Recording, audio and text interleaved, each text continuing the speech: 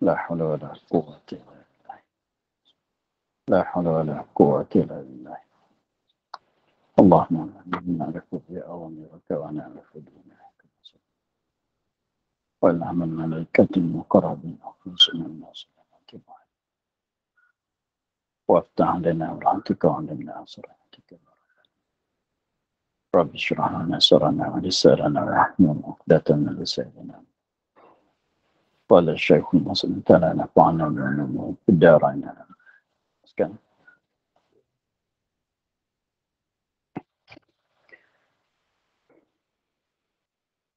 Kelima, kemaluan dan memeliharakan dia dengan tertegah daripada umpama menuduh. Kelima daripada kulliyat yang 6 yang wajib di atas kita orang mukallaf melihara menjagakan supaya tidak dirosakkan.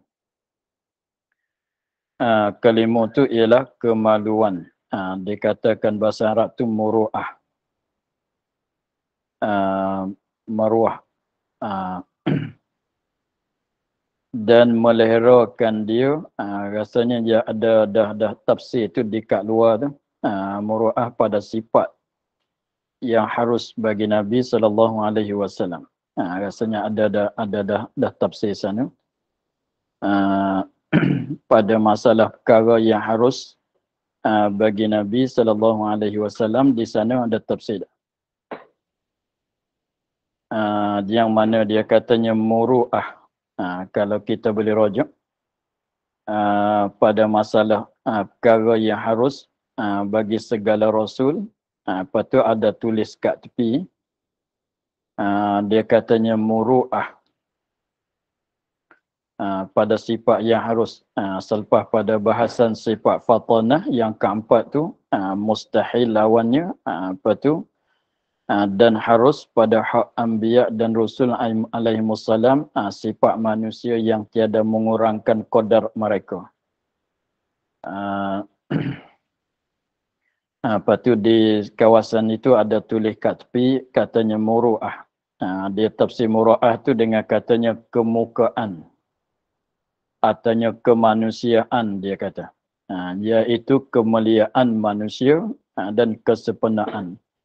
Dan beberapa adab-adab yang ada sekalian itu pada diri seorang. Yang membawa oleh memeliharakan dia kepada baik segala perangai. Itu ya. Jadi yang kelima tu mesti dijagakan akan muru'ah diri sendiri dan orang lain. Dan meliharakan dia kan kemaluan, bukan maksud kemaluan tu kemaluan lelaki perempuan dah, tu bukan dia.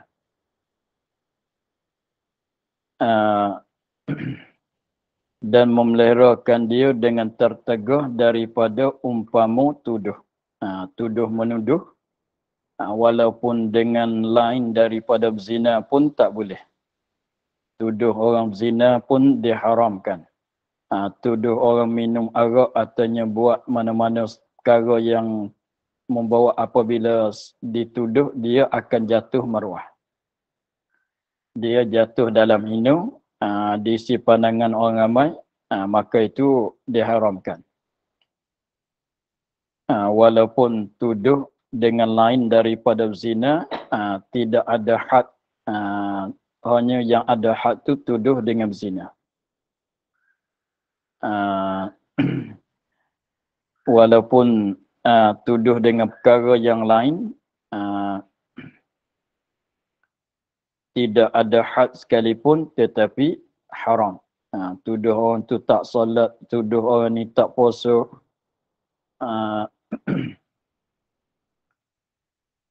tuduh orang tu zina, tuduh orang minum arak, dan macam-macam dah sekiranya. Kalau orang dengar tuduhan itu, ampunnya akan jatuh dalam kehinaan. Maka itu haram dituduh.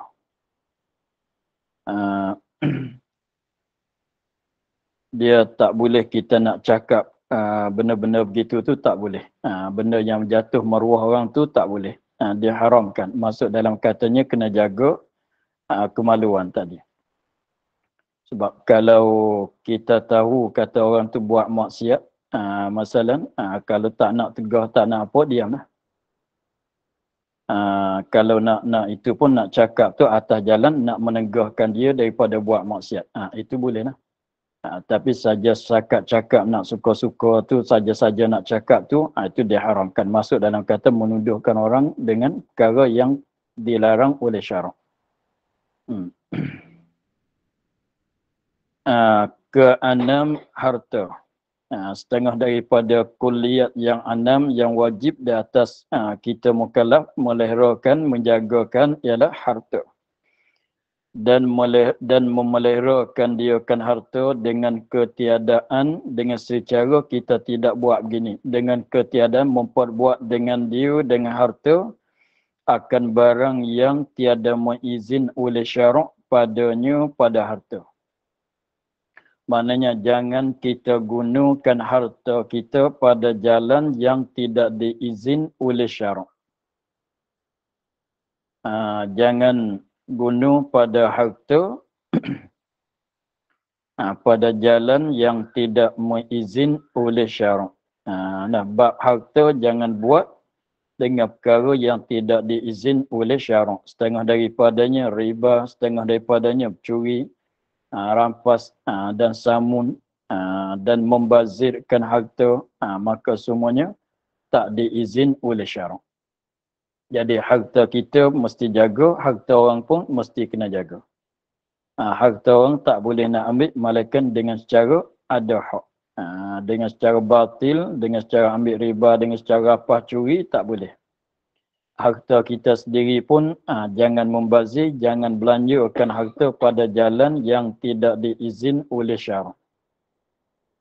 Sebab kesemua itu masuk dalam katanya wajib kita kena jagakan harta.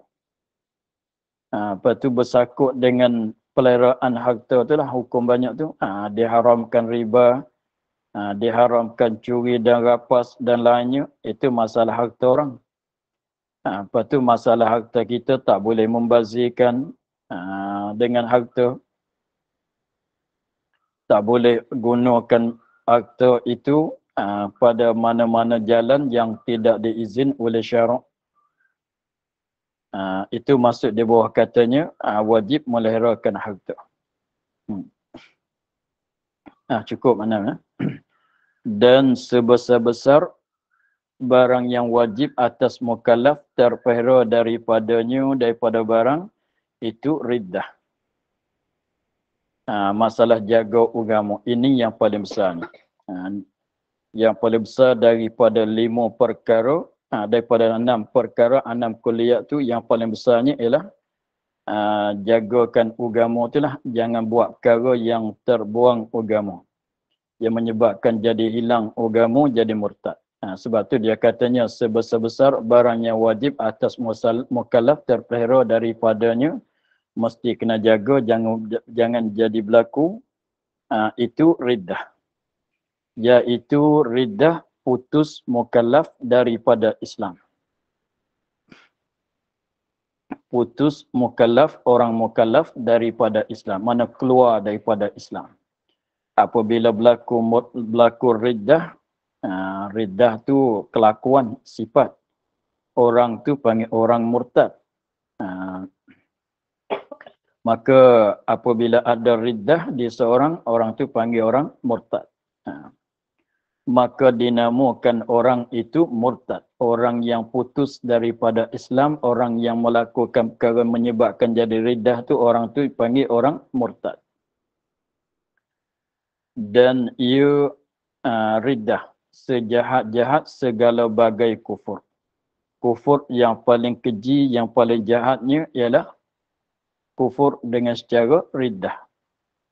Na'udzubillah minha. Mudah-mudahan Allah Ta'ala melindungkan kita daripadanya, daripada riddah.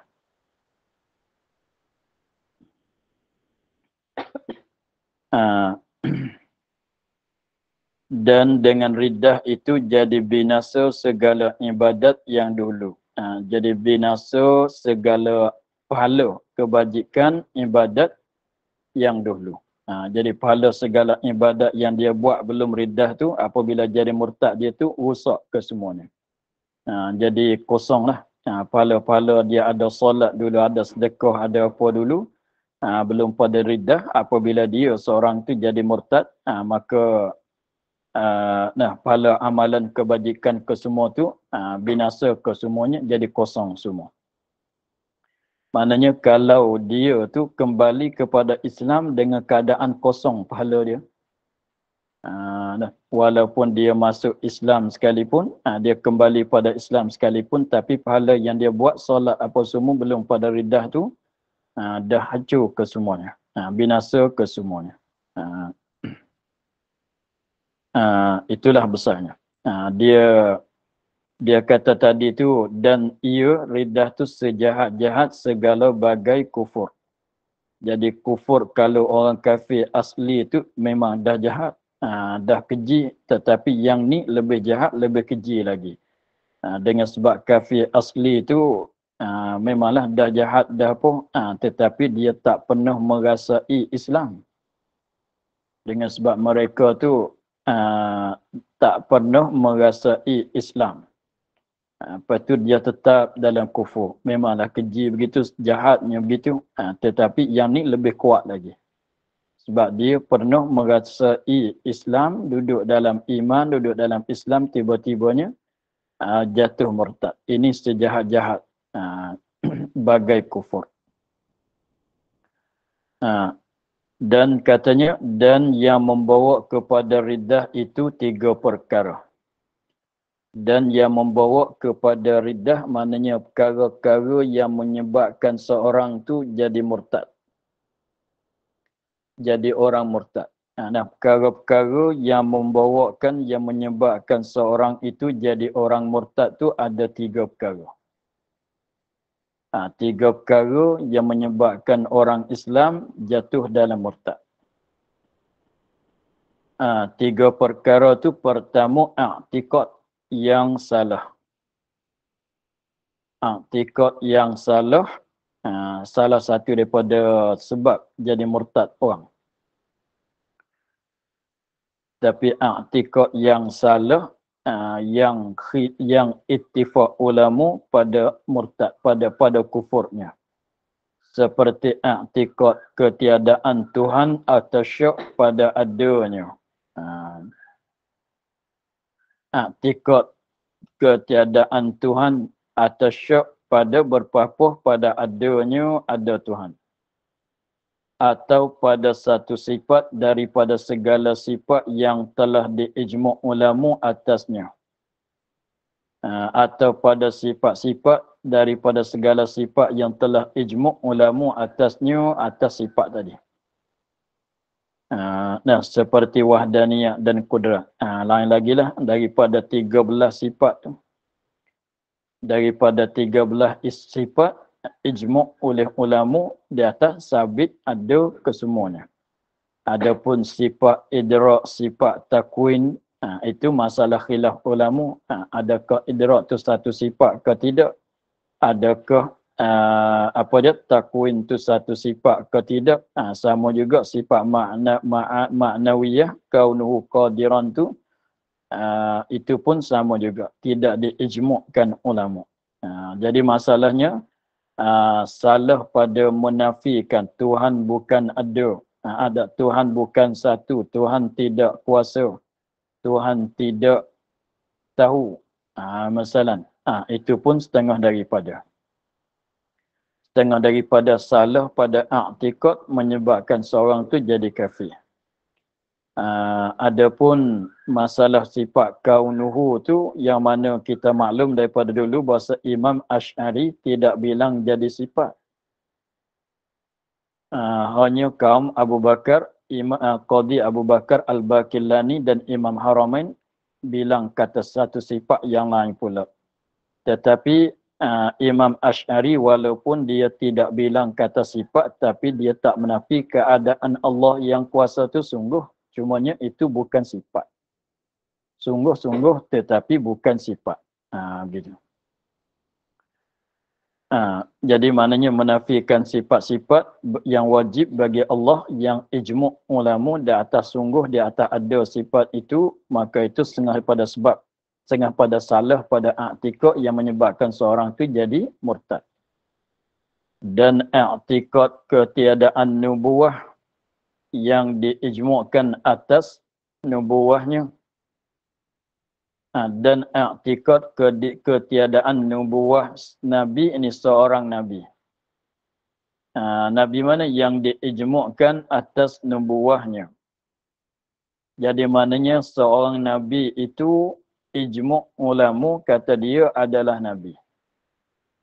Tiba-tiba ada orang kata dia bukan Nabi. Maklumlah kita kata daripada 25 orang kita katanya Sulaiman, masalah Nabi Sulaiman, ijmu' ulama bahawa Sulaiman itu setengah daripada Nabi, Nabi Allah, setengah pada Rasulullah.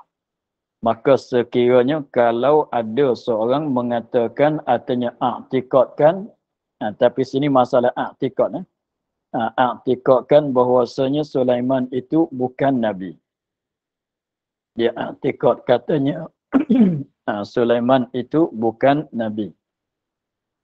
Padahalnya dah ijmu' ulama kata dia Nabi lagi pula Rasul. Maka i'tikad macam tu pun menyebabkan orang tu jadi murtad juga. Dia tak samalah dengan Nabi Khidir. Nabi Khidir tu kaum yang rajah dia tu adalah seorang nabi, tapi setengah ulama dia katanya bukan nabi, hanya waliullah. Maka kalau siapa i'tikad bahawa Nabi Khidir itu bukan Nabi, bahkan dia tu waliullah, maka tak jatuh jadi murtad sebab ada khilaf. Kalau siapa katanya Nabi Khidir itu adalah waliullah, tak salah. Bukan tak salah, maknanya tak jatuh jadi murtad sebab ia muafakat dengan kaum ni. Ia muafakat dengan maknanya ia kata Khidir itu adalah waliullah. Jadi makna betul dengan setengah ulama. Kalau orang kata Khidir itu adalah Nabiullah, betul dengan perkataan setengah ulama yang lain pula. Jadi maknanya ada muafakat dengan perkataan ulama, dengan sebab tu tak jadi kufur. Tapi kalau dikatanya Nabi Sulaiman tu bukan Nabi, maknanya semua salah. Siapa ulama-ulama mana-mana pun tak ada yang menafikan. Gitulah. Dan menafikan hari kiamat dan syurga dan neraka dan lainnya. Ni pun dia juga menafikan i'tikad, menafikan mana dia i'tikad tidak ada hari kiamat, tidak ada syurga, tidak ada neraka. Itu pun jadi murtad juga. Dan lainnya, lain pada hari kiamat, syurga, neraka. Apa dia lain tu? Daripada tiap-tiap pekerjaan yang diijmu' setiap-tiap perkara yang kita maklum, yang sudah diijmu' ulama atasnya, atas pekerjaan itu. Yang diketahui daripada agama, yakni daripada dalil agama dengan darurah, sekira-kira mengetahuikan dia akan segala tiap-tiap kerjaan tu oleh khawasil muslimin, mana orang Islam yang lebih-lebih, dan awam mereka itu ini orang biasa. Orang awam pun tahu, orang lebih-lebih pun tahu. Seperti wajib sembahyang dan puasa dan haram zina dan minum arak dan zalim, semuanya orang kita dah tahu. Kata sembahyang puasa, sembahyang 5 waktu, yakni sembahyang yang kata wajib tu sembahyang 5 waktu. Tapi kalau dia i'tikad sembahyang tarawih tak wajib, itu tak salah. Itu betul. Yang menafikan wajib sembahyang, yakni sembahyang 5 waktu. Menafikan wajib puasa, yakni puasa Ramadan, adapun puasa Isnin Khamis lain pada bulan Ramadan, betul lah. Betul lah, tak wajib. Maka sekiranya kalau dia i'tikad, sini kita cakap pasal i'tikad. I'tikad katanya sembahyang 5 waktu tidak wajib, puasa bulan Ramadan tidak wajib dengan tidak ada uzur. Dia i'tikad katanya Zina tu dihalalkan, tidak diharam. Minum arak tu dihalalkan. Dan zalim tu boleh, maka itu setengah daripada. Jadi mana perkara ni, perkara yang sudah diijma' ulama, lagi pula orang awam, orang lebih pun dia tahu kesemuanya. Maka setiap perkara yang maklum dengan secara darurah di dalam agama kita seperti bangkit kubur, azab kubur, apa semua tu benda yang maklum semua. Azab neraka, maka benda tu benda yang maklum dalam bab agama. Sekiranya kalau dia kata sebalik yang dengan yang tu, maka itu menyebabkan jadi kufur. Itu satu perkara sebab jadi kufur ialah pasal i'tikad, salah i'tikad. Tapi i'tikad yang salah, yang sampai jadi murtad lah. Tapi setengah-setengah tu tak salah tapi tak sampai jadi murtad pun ada juga.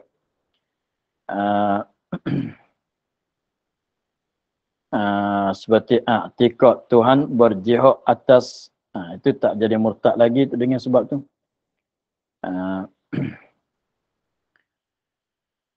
Kedua, perkataan. Tadi pasal i'tikad yang berlaku di dalam hati. Pasal i'tikad di dalam hati. Tadi tu masalah kalau sembahyang, dia i'tikad, dia pegang katanya sembahyang 5 waktu tak wajib. Walaupun dia tak cakap dengan orang.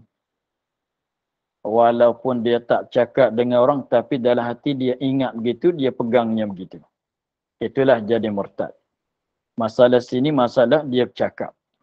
Perkataan yang menyebabkan jadi murtad. Seperti dia cakap dapat orang ramai katanya sembahyang 5 waktu tidak wajib. Tidak wajib.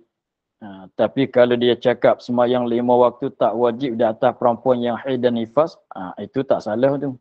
Itu betul. Tengok. Keduanya perkataan. Seperti dikatakan bagi Muslim, he kafir, atau Yahudi, atau Nasrani. Seperti dia panggil orang Islam, dia panggil, orang kafir. Dia panggil begitu kepada orang Islam.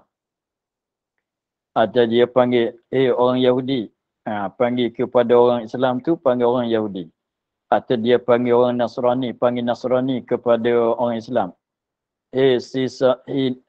Wahai si Nasrani, engkau buat apa sekarang? Dia buat gitu. Maka itu tak boleh. Walaupun atas jalan seluruh sekalipun, tak boleh. Ini bukan benda main-main, benda suka-suka main tu bukan dia. Sebab tu jangan panggil kepada orang Islam tu, jangan suruh, orang kafir, kau buat apa sekarang? Itu tak boleh. Jadi maknanya orang tu tak jadi kafir, orang kata ni jadi kafir.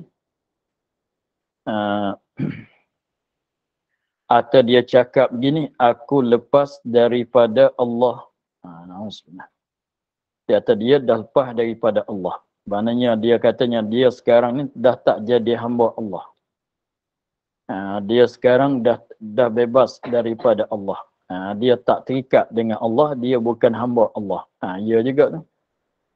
Atau daripada Nabi. Dia ni sekarang dah bukan umat Nabi Muhammad sallallahu alaihi wasallam. Dia kata dia sekarang dah bukan umat Nabi Muhammad sallallahu alaihi wasallam. Itu pun dia juga. Atau daripada Quran. Dia katanya Quran itu bukan undang-undang bagi saya. Saya tak perlu mengikut Quran. Saya lepas daripada Quran. Quran bukan ajaran untuk saya. Misalnya dia kata begitu. Atau daripada Islam. Dia kata aku ni dah lepas daripada Islam.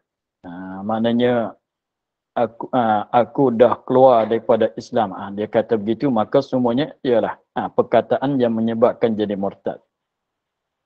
Dan seperti mesenda-sendakan dengan Quran, buat main-main dengan Quran, dia sudah makan nasi, dia koyakkan Quran, sapu mulut dia.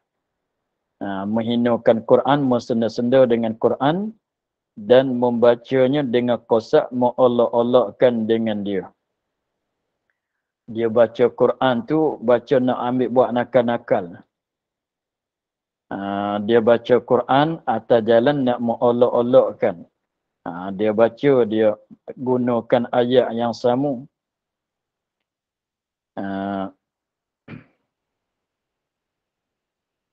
Misalnya dia baca ya zal jalali wal ikram. Dia baca ya zal jalali wal ikram. Lepas tu dia katanya Pak Cik Jalal beli kera. Masalah monyet lah, kera tu monyet kata ni mari. Tu apabila dia kata begitu, semua orang gelak lah.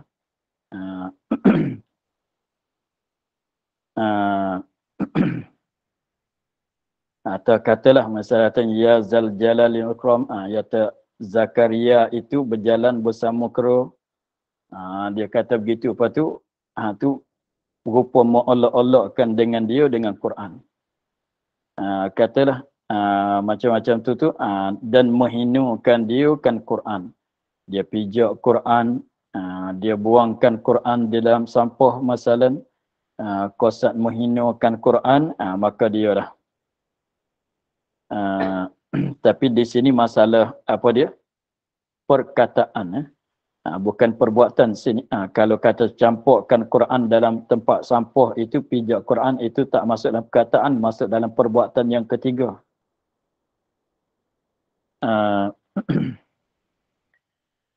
Ketiga perbuatan seperti sujud kepada makhluk, sujud macam sujud solat. Sujud seperti letak dahi di atas lantai kepada makhluk, dan menghinakan mishaf seperti kata tadi, buangkan mishaf di atas najis dalam tempat sampah, seperti menjatuhkan dia kan mishaf pada tempat yang dilewati. Maklum demikian lagi hadis, maknanya hadis-hadis Nabi, kitab-kitab hadis Nabi dan ilmu syara', maka kesemuanya tak boleh kita buat. Kau sak menghinakan hadis Nabi, kau sak menghinakan kitab fiqh, kitab ilmu syara', maka itu pun sama, masuk dalam perbuatan yang memurtadkan seorang. Dan jadi murtad oleh seorang, dan apabila jadi murtad oleh seorang, apabila seorang Islam tu jadi murtad, wajiblah atas yang merentahkan, wajib di atas orang yang merentahkan seperti raja, dan artinya latihkan raja, orang yang raja latih, seperti pejabat-pejabat agama yang bersangkutan dengan benda ini tu, menyuruhkan dia kan orang yang murtad akan seorang kembali kepada Islam. Mesti kena suruh dia tu kembali kepada Islam, mesti paksakan dia untuk kembali kepada Islam. Lepas tu nak kembali kepada Islam dengan secara mana? Maklum dengan mengucap 2 kalimah syahadah. Nak kembali balik kepada Islam tu dengan secara mengucap 2 kalimah syahadah dan taubat daripada dosa murtad. Dan dosa yang murtad ia dengan sebabnya. Dan mesti dia taubat daripada dosa mana? Yang murtad, yang jadi murtad ia seorang dengan sebabnya, sebab dosa tadi. Mana contohnya dia pijak Quran. Itulah dia taubat daripada dosa pijak Quran. Itu sebab dia pijak Quran tu jadi murtad. Kalau dosa yang dia jadi murtad sebab tu, sebab dia murtad dengan sebab mana, taubat daripada dosa itu. Contohnya dia tekad kata sembahyang 5 waktu tidak wajib. Itulah maksud itu dosa dia. Maka dia kena taubat daripada dosa tekad kata sembahyang 5 waktu tidak wajib. Kalau dia bercakap katanya, hei orang kafir, dia panggil kepada orang Islam, hei orang kafir, itu dosa yang menyebabkan dia terjadi murtad. Maka dosa itu mesti ditaubatkan juga. Jadi maknanya orang kafir murtad, nak itu dipaksakan dia 2 perkara. Di atas kerajaan tu, di atas pemerintah, wajib paksakan dia dua perkara. Satunya, dia mesti kembali kepada Islam dengan secara mengucap dua kalimah syahadah, dan dia mesti kena taubat daripada kesalahan yang menyebabkan jadi dia tu murtad.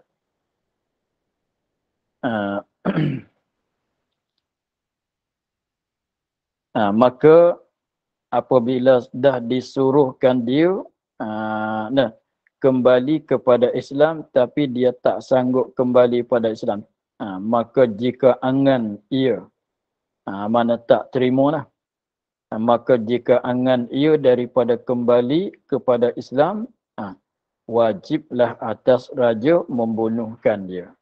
Wajib dibunuhkan orang yang murtad itu selepas pada disuruhkan dia kembali kepada Islam dan taubat tadi. Sekiranya kalau dia tak terima, maka wajib di atas yang menguasai kerajaan tu membunuhkan orang tu. Dan bermula jatuh seorang di dalam dosa besar yang lain daripada riddah, tiada menjadikan dia kafir. Semata-mata buat dosa besar yang lain daripada riddah. Memanglah riddah tu setengah daripada dosa besar yang paling besar. Riddah tu dosa besar yang paling besar.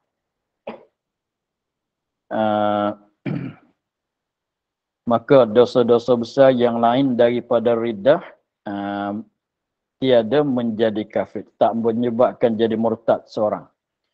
Dia minum arak tak jadi murtad dengan sebab minum arak dia tak solat. Semata-mata tak solat, dia i'tikad kata wajib, tapi dia tak solat, maka tak jadi murtad dengan sebab dia tak solat. Dalam keadaan dia tu i'tikad kata wajib tapi saja dia tak solat, maka itu tak jadi murtad. Ini i'tikad ahli sunnah wal jamaah. Menyalahi orang-orang Mu'tazilah. Mereka berkata bahawasanya mengerjakan dosa besar itu menyebabkan seorang keluar daripada Islam. Dan tiada dihukumkan atas orang mubtadi' dengan kufur. Kita tak hukum di atas orang yang buat benda bid'ah. Kita tak hukum di atas orang yang buat benda bid'ah itu orang kafir. Dengan sebab buat perkara bid'ah tak jadi kufur. Tapi bid'ah yang adalah seperti Mu'tazilah mengatakan bahawa hamba itu menjadikan perbuatan sendiri. Seperti Mu'tazilah, kita tak hukum kata dia tu murtad. Tak hukum kata dia tu kafir. Dengan sebab dia tu salah pada i'tikad. Tapi i'tikad dia salah di mana? Dia katanya hamba itu memberi kesan pada perbuatannya, perbuatan hamba dengan sendiri.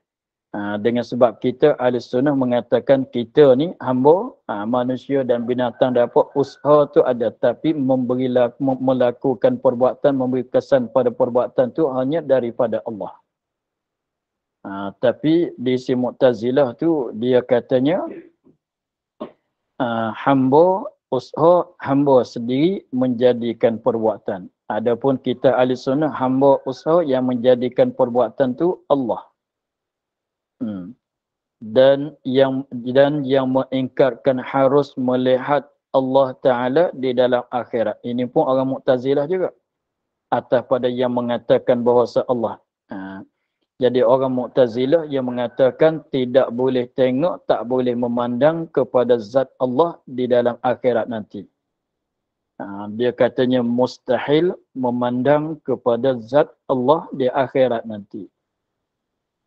Adapun kita ahli sunnah, i'tikad yang betulnya ialah melihat, memandang oleh ahli syurga, oleh manusia di akhirat nanti akan zat Allah Ta'ala itu adalah perkara yang harus. Lagi pulanya akan berlaku di akhirat esok. Lagi pulanya melihat kepada zat Allah Ta'ala itu sebesar-besar nikmat ahli syurga. Jadi maknanya salah di situ tu, walaupun i'tikad tu salah, tapi salah sebegini tidak menyebabkan dia tu jadi kufur. Sebab tu Orang Mu'tazilah kita tak hukum kata dia tu orang kafir dengan i'tikad dia. Tiada melihat, tak boleh, tidak harus melihat kepada zat Allah di akhirat. Dengan sebab mereka i'tikad hamba menjadikan perbuatan sendiri, kita tak hukum jadi murtad lagi, tak hukum jadi kufur lagi. Kerana ada bagi mereka itu, ni ilat pada tiada dihukumkan atas orang mubtadi' dengan kufur, tak hukum kufur lagi. Kerana ada bagi mereka itu, bagi Mu'tazilah, takwil. Dia ada takwil secara dia, tapi takwil mereka tu adalah salah. Sebab dia katanya, kalau masalah melihat, memandang kepada zat Allah di akhirat, dia katanya tak boleh nak tengok kepada Allah, tak boleh memandang kepada zat Allah. Sebab kalau memandang kepada zat Allah menyebabkan Allah tu bertempat semacam makhluk juga, padahal Allah mustahil bertempat. Gitulah.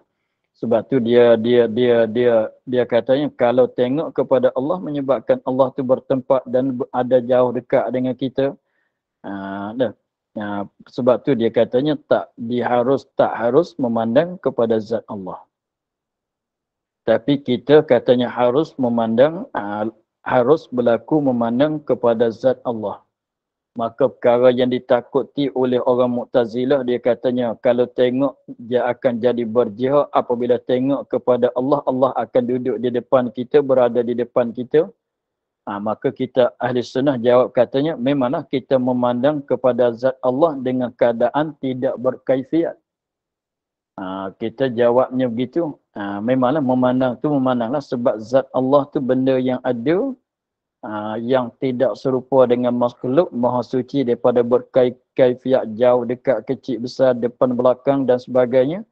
Maka kita tengok kepada Allah dengan tidak berkaifiat. Tidak di depan, tidak di belakang, tidak di atas, tidak di bawah, tak boleh, tidak di jauh, di dekat.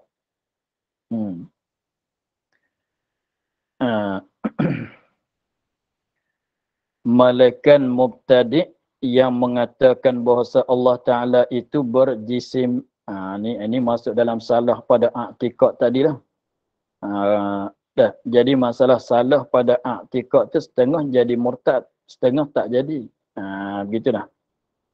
Malaikat mubtadi', orang yang bid'ah pada i'tikad, yang mengatakan bahawa Allah Ta'ala itu berjisim, macam kita manusia, dan yang mengingkarkan mengetahui Allah akan segala yang juz'i. Orang yang mengingkar mengetahui Allah akan segala juz'i, mana orang yang mengatakan Allah tak tahu. Allah tak tahu dengan segala yang juz'i. Hanya Allah tahu dengan secara luas-luas gitu. Kalau tanya yang juz'i macam mana?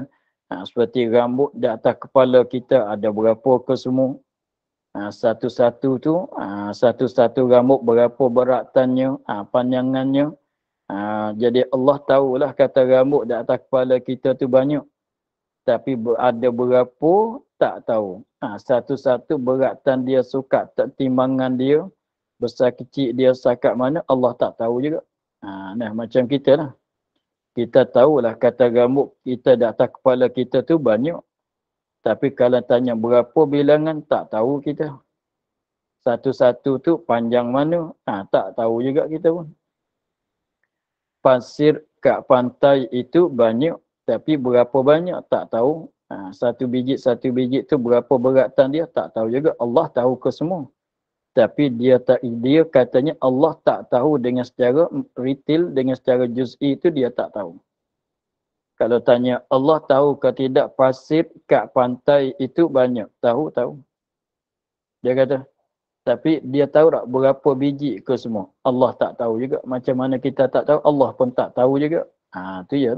Jadi murtad dengan sebab tu. Maka jadi kafir ia seorang dengan ijmu' ulama.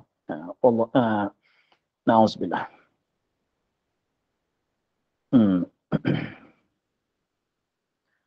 Dan wajib atas mukallaf taubat daripada dosa dengan bersegera. dan jika dosa kecil sekalipun. Katanya dan wajib atas mukallaf, di atas orang mukallaf. Memanglah taubat daripada dosa.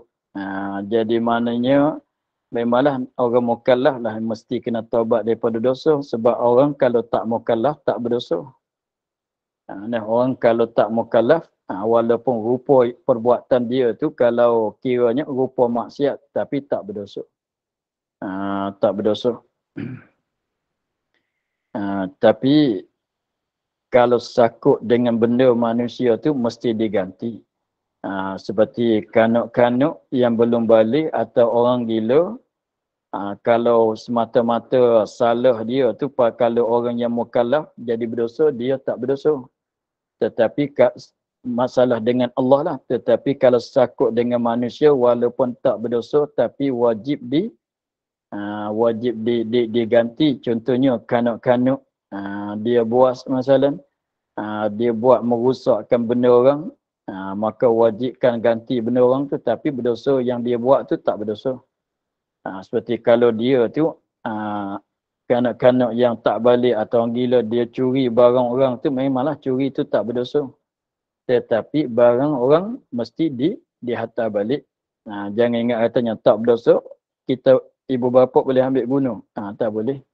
Barang orang tu mesti dihantar balik. Tapi dia ambil barang orang tu berdosa ke tidak? Tidak. Tapi barang orang kena hantar balik. Kalau dia merosakkan barang orang, mesti di atas wali dia kena ganti. Macam binatang. Dia tu belakan binatang, belakan lembu masalah. Lembu tu makan tanaman orang, maka memang lembu tu tak berdosa, tapi merosakkan barang orang tu mesti kena ganti. Wajib di atas tuan dia tu mesti digantikan. Jadi nak bagi nampaknya begitulah. Maka orang mukallaf lah yang berdosa. Dengan sebab berdosa, dengan sebab orang mukallaf tu ada dosa, maka tak boleh kita biarkan bagi ada dosa lekat kat badan kita. Tak boleh kita biarkan dosa itu lekat kat badan kita. Dengan maknanya wajib di atas kita orang mukallaf taubat daripada dosa.